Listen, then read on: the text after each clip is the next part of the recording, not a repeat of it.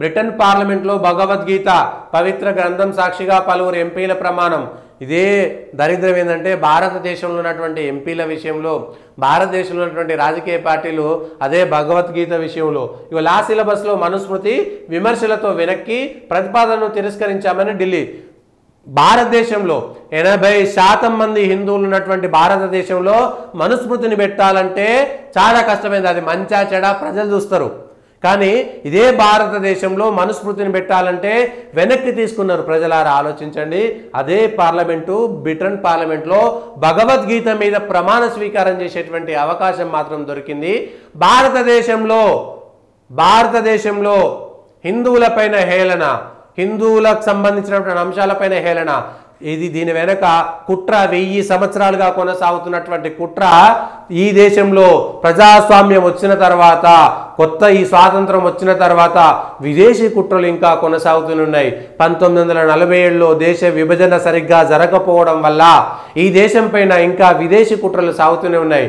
ఈ దేశంలో 1000 సంవత్సరాలుగా 700-800 సంవత్సరాలు విదేశీ పాలకులు చేసినటువంటి కుట్రతోటి ఒక ఎత్తు అయితే, స్వతంత్రం వచ్చిన తర్వాత విదేశీ భావజాలంతో ఉన్నటువంటి కొందరు ఆ విదేశీ సిద్ధాంతాలను భారతదేశం మీద హిందువులను కులాల వారిగా చీల్చేసి మనుస్మృతి కానీ భగవద్గీత కానీ ఈ దేశంలో హిందువులను కానీ బ్రాహ్మణులను కానీ వ్యతిరేకంగా క్రియేట్ చేయడంలో, వ్యతిరేకతను రుద్దడంలో ఇవాళ ఈ భారతదేశంలో ఒక మనుస్మృతిని వెంటనే విమర్శలతో వెనక్కి తీసుకున్నామంటే సిగ్గుపడాలి. ఈ భారతదేశంలో ఉన్నటువంటి హిందువులంతా తల వంచుకొని, తల దించుకొని, చల్ మేమంతా హిందువులం కాదని చెప్పి తల దించుకునేటువంటి వ్యవహారం ఇది.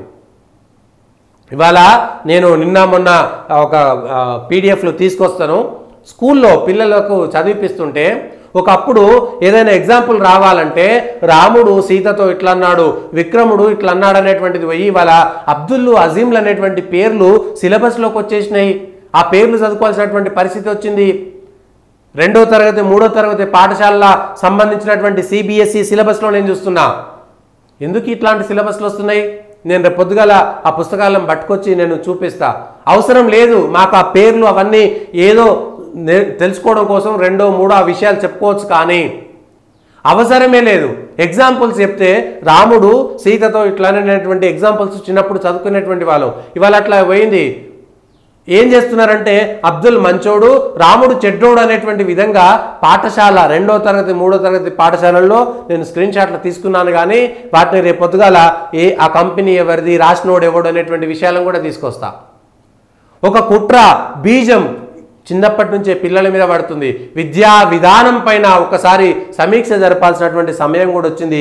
ఇది భారతదేశానికి సంబంధించినటువంటి నిరంకుశ ముప్పులో మన ప్రజాస్వామ్యం, తీవ్ర ఒత్తిడిలో మీడియా, పౌర హక్కులు, ఎన్నికలు.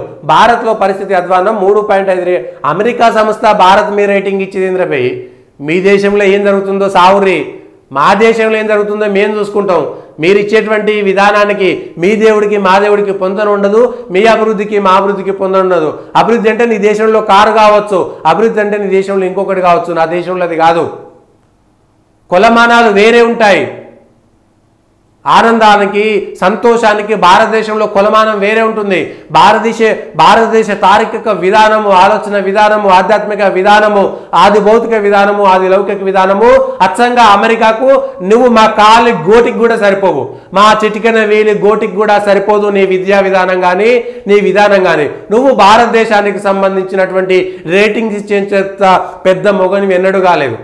ఏ దేశానికి అంత అర్హత లేనే లేదు. భారతదేశంలో ఉన్నటువంటి విధానాలను క్రోడీకరించేటువంటి సత్తా ఎన్నడూ లేదు, ఏనాడు లేదు, ఏ దేశానికి లేదు. ఈ దేశపు కొలమానము వేరేగా ఉంటుంది. అంత తార్కిక జ్ఞానాన్ని పొందేటువంటి అవకాశం మీకు లేనే లేదు. మీరు ఇచ్చేటువంటి సంస్థలతోటి మాకు అక్కరేనే లేదు. మీరు ఇచ్చేటువంటి ఈ ప్రజాస్వామ్యం మాకొద్దు.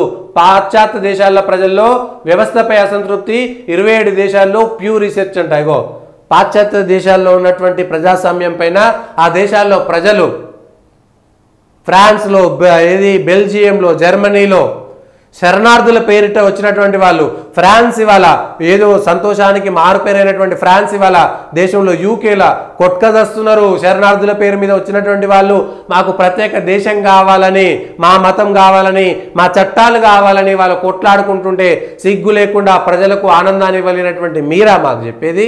మీ దేశాల మాకు చెప్పేది? మీ బోధనలు మాకు అక్కరలేదు, మాకు చెప్పాల్సినటువంటి అవసరము అంత స్థాయి మీకు అవసరమే లేదు.